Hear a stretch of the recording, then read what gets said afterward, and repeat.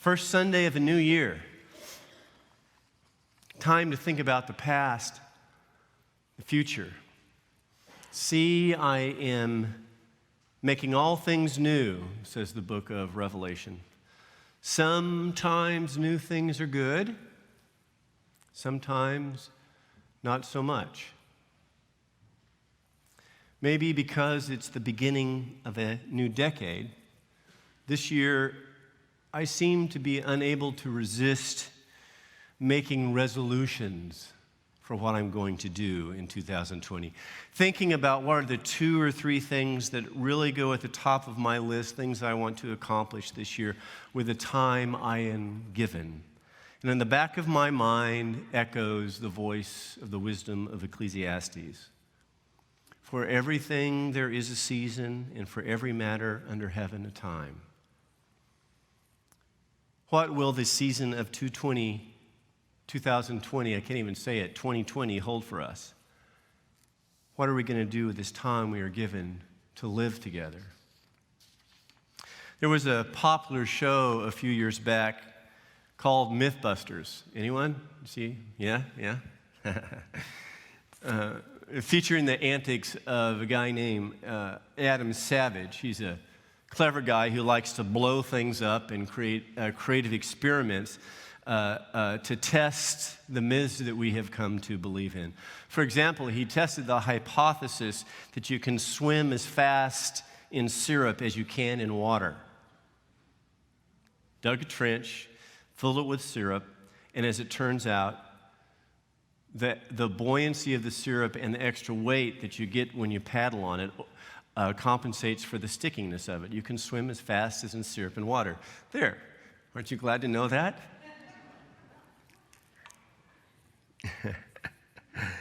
I listened to him on a show a talk show with several other panelists, and they were asked the question, if you had some plumbing to do, is it better to pay someone to come and fix the plumbing in your house or learn how to fix the plumbing yourself? What? Yeah. Do you know what you do? Yeah. So all the panelists all heartily agreed that they didn't have time to fix their own plumbing. It's a messy business, and they don't know how to do it anyhow. How many of you agree with that? Yeah, I mean, plumbing and electricity, 2 things I don't mess with anymore. I've learned the hard way, the really hard way. But Savage disagreed. He said that it's worth the time to learn how to do things, and you might find it helpful later on. He said, in fact, that he's not really an expert at anything, but he knows how to do a lot of things kind of well enough to get by. So the folks on the panel said, that he was a jack of all trade and master of none. Yeah? And he pointed something out that I hadn't heard before. He completed the saying. He said the original saying goes like this: a jack of all trades and a master of none, but oftentimes better than a master of one.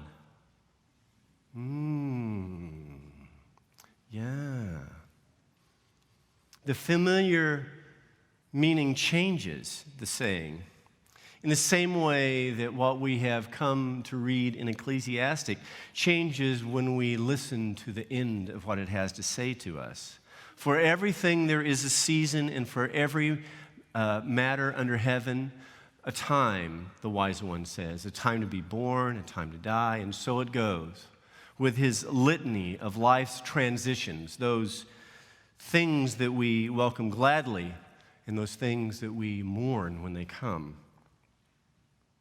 We turn often to read the wisdom of Ecclesiastes during funeral services, reminding ourselves that we live in time. And as we often sing, time, like an ever-rolling stream, bears all of us away. We fly forgotten as a dream dies at the opening day. But because we turn to these words in times when we are looking for solace, we change the deeper meaning of time, of what God intends for us, of how we might pray to live in time. The Wise One's treatise on time concludes with a resolution of how we should see time in 2020, of how we ought to seek to live together. The Wise One says, I know that there is nothing better for them to do than to be happy and enjoy themselves as long as they live. Moreover, listen, it is God's gift that they should all eat and drink and take pleasure in all of their toil. It's God's gift that they should all eat and drink and take pleasure in all of their toil. It would be good for all of us to resolve in 2020 to celebrate God's gift and pleasurably enjoy the time we are given, to eat good food and drink good wine, and to enjoy our life, our work, our toil together. What a pleasure it will be in 2020 to feed the hungry and to clothe the naked and to shelter the homeless. Should the winter season turn deadly cold this year as it did last year, our church will serve as a Red Cross warming shelter. This is a good new thing. And what an enjoyable pleasure for all the toil that goes into maintaining this building. Can I get some sort of amen on all the toil? Oh my goodness. This building is so much work, isn't it? It's so beautiful, but it's so much work. For all the toil that goes into this building to result in the gift of sheltering our homeless neighbors. Isn't that glorious? Isn't that pleasurable? We will celebrate births, baptisms, deaths, funerals.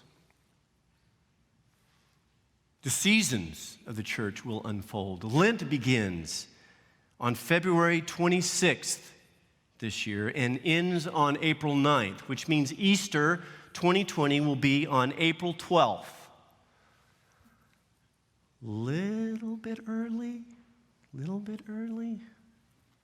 Before Lent, we'll enjoy Valentine's dinner talent show and the joy of our annual meeting.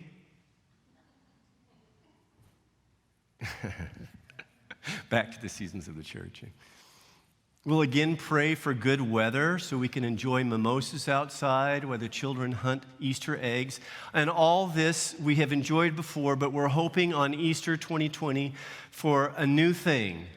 Our celebration choir singing for us, our kids. Did you see the celebration choir?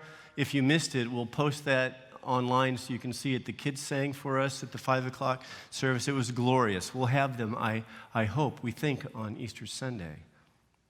Pentecost Sunday, Confirmation Sunday, May 31st.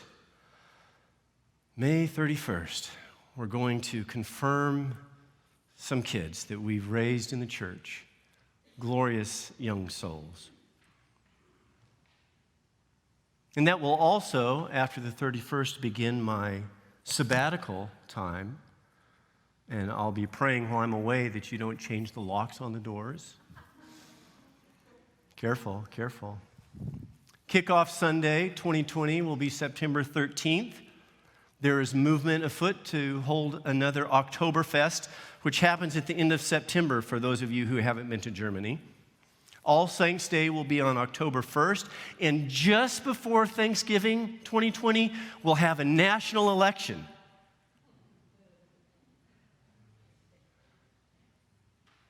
Yes, something for us to remember in time.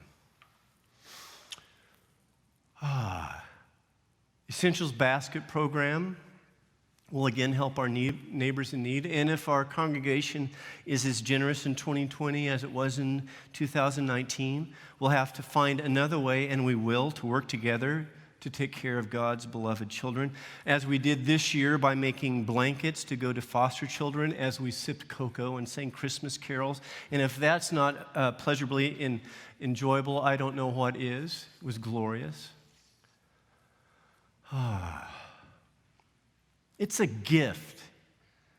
All that we have been given is a gift. The time that we have to spend together, our lives, is a gift of God, which we should take pleasure and enjoy. Christmas 2020 is on a Friday. And New Year's Day 2021 is also on a Friday, which means we will return to the wisdom of Ecclesiastes on January 3rd, 2021. And we'll look back at all the good things that happened in 2020 and thank God for the pleasure of enjoying our time together.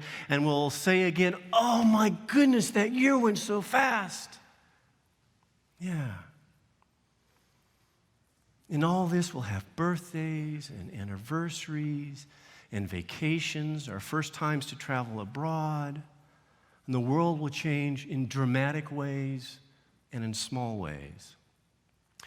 For everything, there is a season and a time for every matter under heaven. And there is nothing better for us to do than to be happy and enjoy ourselves as long as we live.